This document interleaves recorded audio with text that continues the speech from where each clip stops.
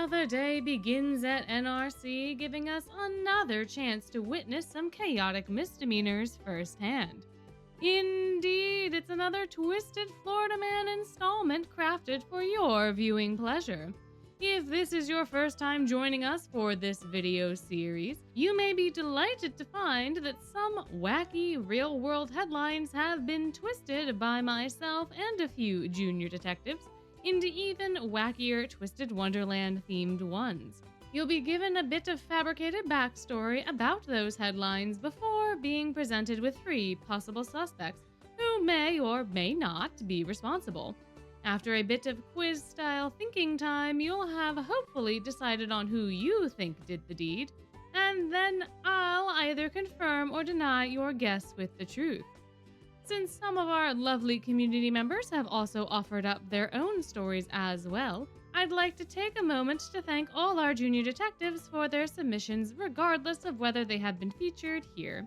Your creativity is inspiring.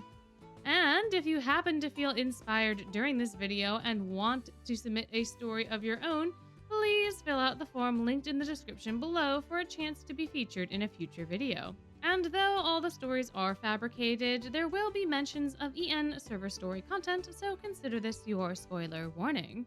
I've also decided to implement the quiz feature into this video so you can guess who is the culprit live alongside the questions. And you'll receive immediate feedback on whether you were right or wrong before I even get a chance to talk. Now then, let's start with our very first headline, submitted by Junior Detective U, who was reporting on the case, Mysterious Prankster at NRC Causing School-Wide Chaos. As of late, an unknown entity has been playing pranks all over the school. It started with just dropping water on top of people, but now it's switching magical pens, locking doors, and even hiding teachers' papers and students' work. The first, second, and third years are all trying to find the culprit now. It took 4 weeks, but the students were able to find the subject. After a lot of questioning, they decided to let the person off the hook. But the suspect was made to return everything they stole, clean up any residual items from the pranks, and were given detention as punishment. Our suspects in this case are the Ramshackle Ghosts, Chenya, or Diasomnia Student B. Who done it?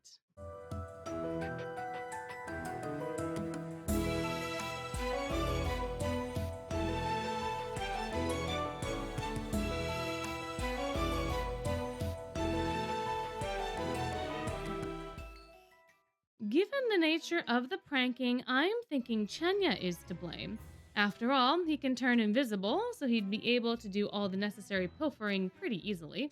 The only problem is that he's an RSA student, so he presumably wouldn't have enough free time to loiter NRC's campus to this extent. But I guess our junior detective is going to have to confirm or deny this theory. According to them, it was actually Diasomnia Student B who was responsible. Diasomnia Student B thought that things were tense and stressful after the events of all of the overblots.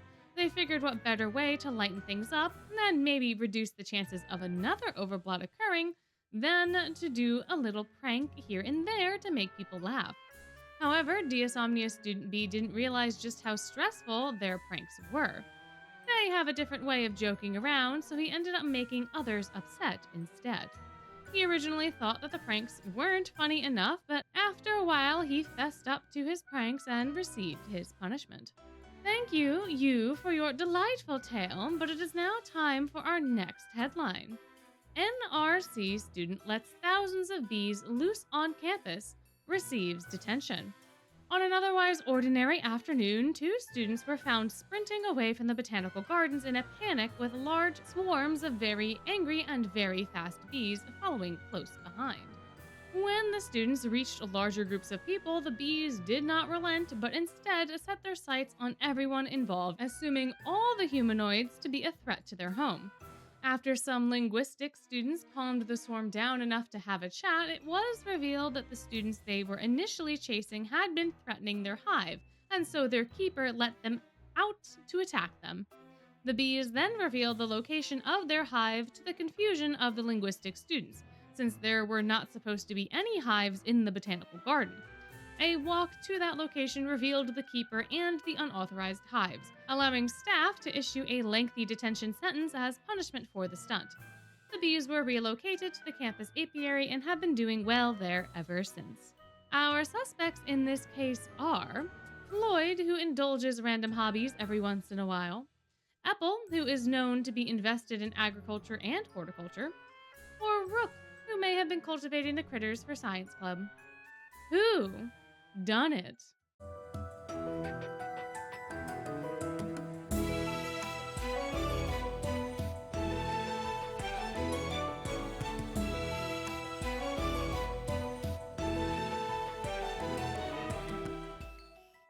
In this case, it was none other than Floyd who made a buzz on campus. A few weeks before the incident, Floyd had decided to mess with Riddle, as he is apt to do. But on this particular day, Riddle was so peeved that he could barely spit out the phrase, "mind your business." Due to his less than perfect pronunciation, Floyd had misheard business as bee's nest, which he thought was funny, so he did a little research, quickly becoming obsessed with bees after finding out that different types of pollen can create different tastes in honey. Since his interest was piqued, the eel decided to get a few hives and set them up in the botanical garden, where they could sample all sorts of rare flowers to make interesting honey. Everything was going well until one fateful day when some rowdy students decided to try to sabotage the hives. Floyd was not happy about the state of affairs, but instead of getting hands-on, he just released the swarms instead, while shouting, "Mind your own bee's nest," at the would-be hive destroyers. Somehow, sensing this danger to their hive, the bees swarmed the interlopers, but as they ran out of the garden, the bees followed them, and then the entire campus became swarmed with angry bees. A couple of animal linguistics students were able to calm the swarm and return them to their hives, where a delighted Floyd was still struggling to catch his breath from laughing. He was subsequently questioned about the stunt, and after he admitted to letting the bees loose, was punished with detention. Our next headline was submitted by Junior Detective Ratter Catter, who is reporting on the case. NRC student dressed as superhero spotted power washing roof.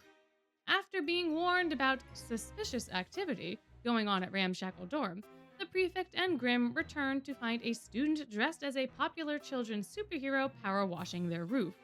The suspect refused to come down until they were finished, since they were promised a pretty hefty sum of thaw marks for cleaning the entire roof. About an hour later, the roof was cleaned and our suspect descended.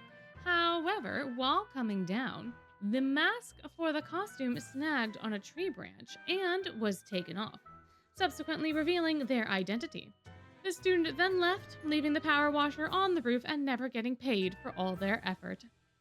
Our suspects in this case are Ruggy, who was known for taking on random gigs, Ace, who would likely do a variety of things for 5 thaw marks, or Floyd, who was known to spontaneously indulge in similar activities. Who done it?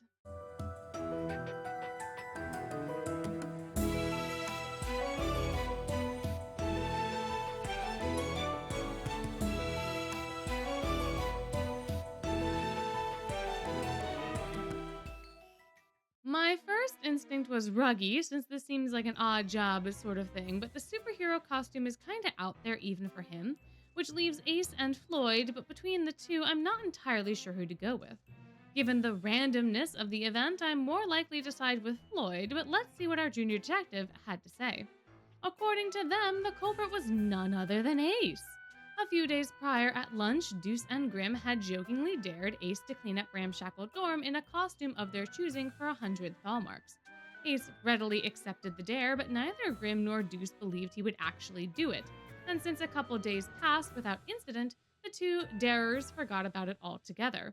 What they didn't know was that Ace had been plotting the cleaning stunt over the course of the week before finally executing his plan on the Friday of that week, resulting in this cleaning conundrum. Thank you, Ratter Catter, for your delightful tale, but it is now time for our next headline. NRC student steals Mastro Lounge lobster before releasing it into the sea. One evening, active manager Jade Leach was confronted by a patron of the Mastro Lounge about the establishment's lobster tank. The concerned student pleaded with Jade to release the lobsters at once since they looked so downtrodden, to which the eel politely declined. Sensing they were getting nowhere, the student allegedly bargained their request down to one lobster, which Jade claims he only began to agree to on the condition the patron pay for the lobster, even though they weren't going to eat it. But this student allegedly ran right over to the tank after the first few words, ignoring the request for monetary compensation. They made off with the lobster and were successful in returning it to the sea. However, in the process, they also successfully committed a robbery and were made to make reparation. Our suspects in this case are Jade, who had ample opportunity to commit this crime, Grim, who is known to be invested in affairs regarding seafood, or Kaleem, who is known to love animals. Who done it?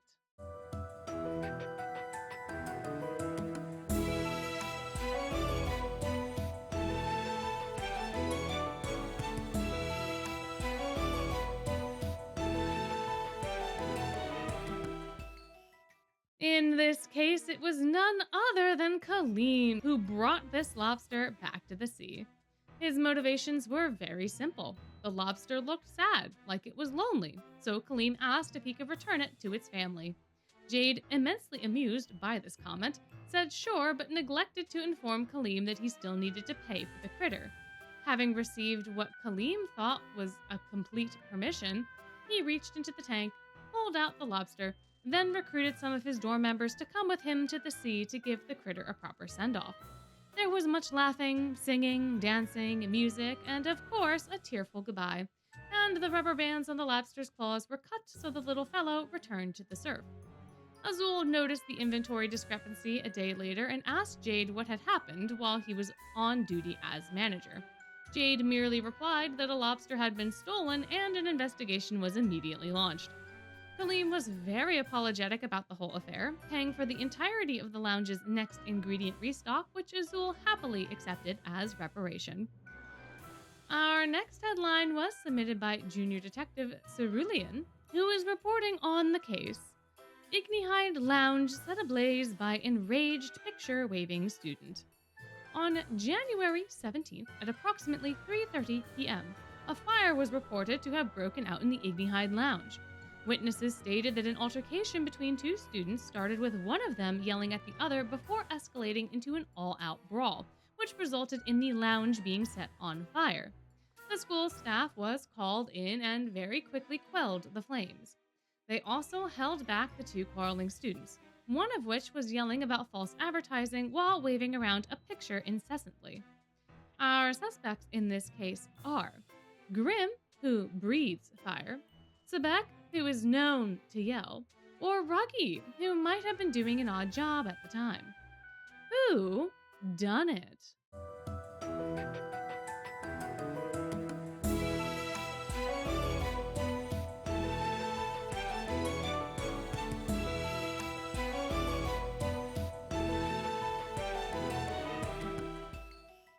I can't imagine Ruggy doing this, so he's out for me. As much as I'd like to just go with Grim due to his propensity for fire, I know for a fact that he doesn't have opposable thumbs, so I'm not sure how he'd be able to hold a picture while also fighting. Therefore, through elimination, I'm going to go with Sebek. I don't know why the crocodile was so irate, if it was even him, so let's see what our junior detective discovered. According to our source, it was none other than Sebek setting things ablaze. It was the week before Malice's birthday, and Sebek had been beside himself trying to find the perfect present for his liege. He had overheard from some members of the equestrian club that Ignihide was selling off old stone figures such as gargoyles online to free up space in the dorm. Sebek, knowing how much his liege loved gargoyles, of course jumped at this opportunity. He responded to the ad, paid in advance, and waited patiently for his delivery. However, on January 17th, he received just a picture of a gargoyle and not the 160-pound statue he was promised. Naturally, Sebek was enraged by this and marched down to Ignihide to confront the seller. He managed to find the student in the lounge, who seemed to be nonchalant about the whole scenario. Needless to say, this angered Sebek further and a fight broke out. Unfortunately for everyone in Ignihide, Sebek's favorite spells involved lightning, and combining that with the massive amounts of technology in the dorm, in no time at all, the entire lounge was on fire, and the situation had been put to an end by the school staff. Thank you, Ceruleion, for your delightful tale, but it is now time for our next headline. Concerned staff rush dorm to save NRC student, only to find them gaming. Some students started to notice that one of their fellows was conspicuously absent from class one day, but that single occurrence then repeated, and repeated, and repeated, until they realized the student was missing. Even the student's fellow dorm members hadn't seen them, which was great cause for concern. After an attempt to gain access to the student's room was unsuccessful, staff were called in to investigate. Head Mage Crowley used his master key to unlock the room to look for clues regarding the disappearance, but was shocked to find the student sitting at their desk perfectly fine.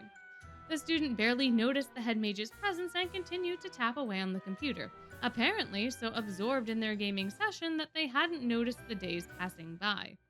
Naturally, they were made to take remedial lessons to catch up on the schoolwork they missed, as well as apologize for causing a panic. Our suspects in this case are Iria, who is known to game always, Lilia, who is known to game in the evenings, or Floyd, who is known to game occasionally. Who done it?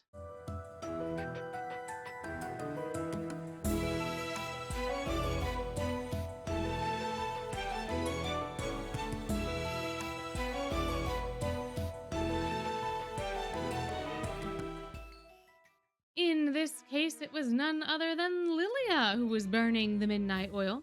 A new FPS game recently launched, and Lilia was having such fun with it that he lost track of time. They do experience the passage of time differently, too, so he can't be blamed fully, or at least that was his excuse.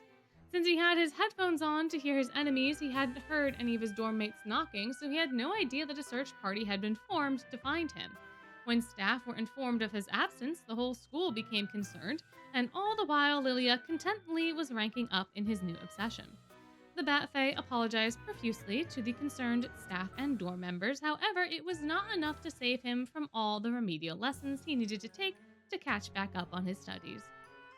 Our next headline was submitted by Junior Detective Nothing to See Here, who is reporting on the case. NRC student tries to pay bill at Monstro Lounge with board game money, almost succeeds.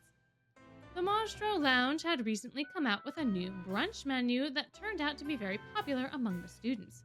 During a particularly busy and hectic weekend brunch rush, Floyd had grabbed the bill from a table that had a very hefty order with several dishes and drinks. He was absent-mindedly counting the payment, most likely more focused on how he could sneak out of the lounge without Azul or Jade noticing rather than the actual task at hand, and was about to put the cash with the rest of that morning's earnings when Jade approached and inquired about why Floyd had accepted board game money as payment. Upon realizing that the cash he was holding was not real money, Floyd immediately went back to the table to receive actual payment, and most likely give the culprit a good squeeze for wasting his time when he was already in a bad mood. However, upon reaching the table, the culprit was nowhere to be found. That was until a crash was heard as the culprit, in their haste to leave the lounge, accidentally ran into a different server who had just collected the dirty dishes from a neighboring table. The culprit tried to flee after seeing Floyd stalk over to them with a particularly menacing look in his eyes, but it was no use and the culprit was caught. They were ultimately taken to Azul and forced to pay not only for their meal, but for the broken glasses from the failed escape attempt with actual money. No further action was taken against the culprit. Our suspects in this case are Yu, who was having brunch with Ace, Deuce, and Grim and was heard discussing a board game night they all had the night before. Ace, who was having brunch with Deuce, Yu, and Grim and was seen and heard snickering to himself about some unknown thing towards the end of the meal. Or Deuce, who was seen having brunch with Ace, Yu, and Grim and was particularly tired after a long night of board games at Ramshackle. Who done it?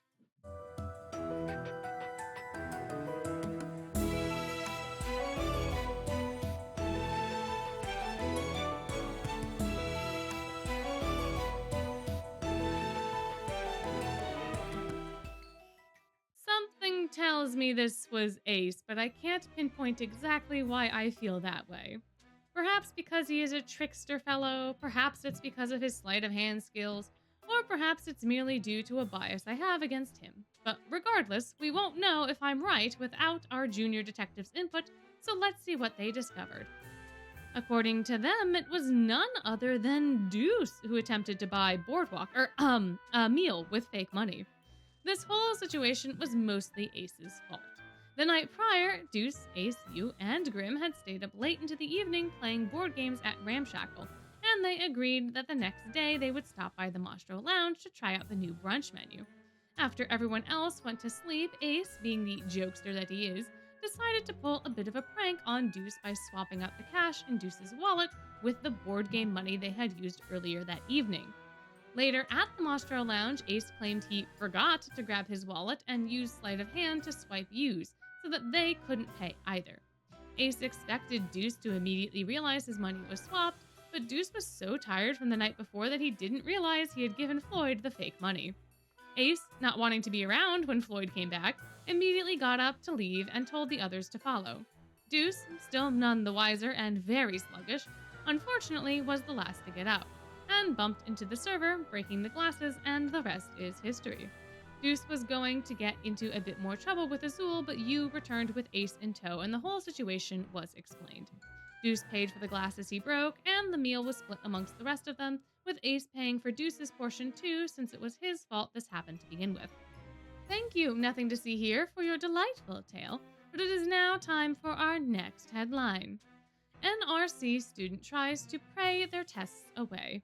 Still has to take test.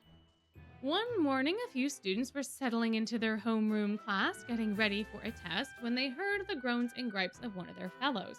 This cranky student was allegedly complaining about how their prayers weren't answered and how the weather couldn't have been better to cancel, but no, of course the school was still in session, prompting those nearby to question if they heard correctly. The griping student quickly tried to cover their tracks, but all that did was confirm what their fellows suspected. The poor student was teased about their newfound faith until the professor arrived and administered the tests.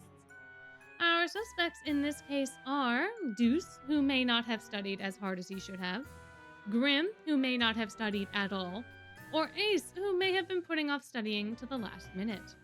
Who done it?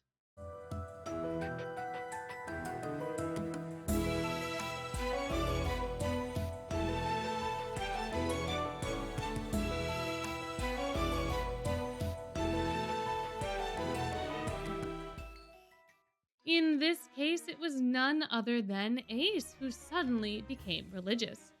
Ace, Grim, and Deuce had formed a study group the night before this exam to pool their efforts towards increasing their grades. During that process, Ace began to realize just how much of the material he didn't understand, likely due to him zoning out in class. Deuce was hard at work puzzling out something basic, and Grim was snoozing in his book. So fearing that there would be no salvation in his peers, Ace began praying for some sort of miracle to come along and cause the test to be cancelled. In a stroke of luck, Ace's prayers seemed to be answered because the next morning, NRC's campus was flooded with rain. A sign of divine providence, surely. However, it was not enough to stop the professors from getting to the school, nor was it enough to deter some of the more determined students from attending classes. And so, school went on as usual. It was only after Ace complained about the prayer not working during homeroom that this embarrassing incident was brought to the attention of his peers and the investigative bureau. A good reminder to all students out there that you should always study, as even the unexpected may result in the expected. Our next headline was submitted by junior detective OverTheRainbowRoses, who was reporting on the case. NRC student breaks into another student's room to steal their schoolwork, cleans room, and falls asleep instead. One evening, the typically messy student A returned to their room for the night, only to find that everything in it had been neatly organized and spotlessly cleaned. The only thing out of place was student B, who was found curled up asleep on student A's bed, tightly clutching a small stack of papers. Upon further examination, the papers turned out to be student A's notes for a recent school project. Student B, once awakened, fully admitted that they were originally in the room trying to take student A's notes, but couldn't stand to leave the room in its previous state, asking how they could stand to live like this. Despite the criticism, invasion, and attempted theft, Student A and their roommate mostly found the situation hilarious, sparing Student B their usual wrath. Our suspects in this case are Silver, Riddle, or Jamil. Who done it?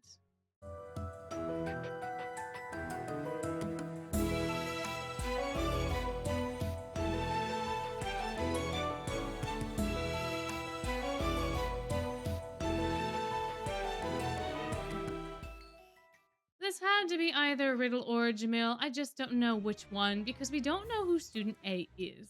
If they were in the respective dorms, then it would make sense for the corresponding leader to be the culprit, but alas, we have no such details.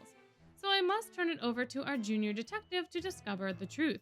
According to them, it was none other than Riddle who went on this cleaning spree. Student A is Floyd, and the notes are from a group project that Floyd and Riddle are paired up for.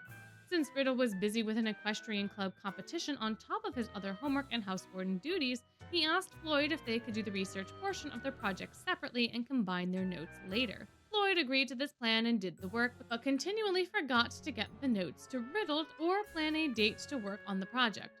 With the deadline approaching and stress mounting from an already overwhelming week, Riddle decided to confront Floyd in his room and just take the notes to do the work himself if Floyd wasn't there when Riddle arrived.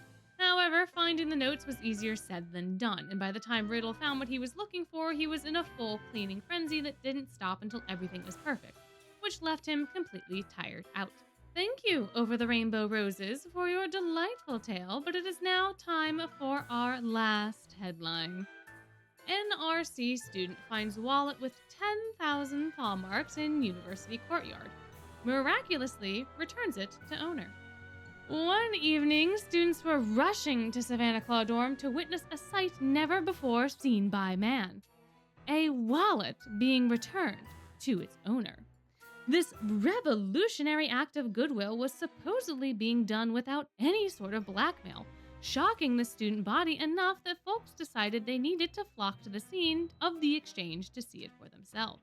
The air was full of tension, not just because of the wallet, rumored to hold 10,000 thaw marks, but also due to the people involved in the exchange. To this day, folks still talk about what went down that evening, and how unfortunate they were to not have been the one to find the wallet instead. Our suspected wallet returners in this case are Malleus, who is usually pretty honest, Kaleem, who has no real need to steal some cash, or Riddle, who is the most law-abiding citizen there ever was or likely will be. Who done it?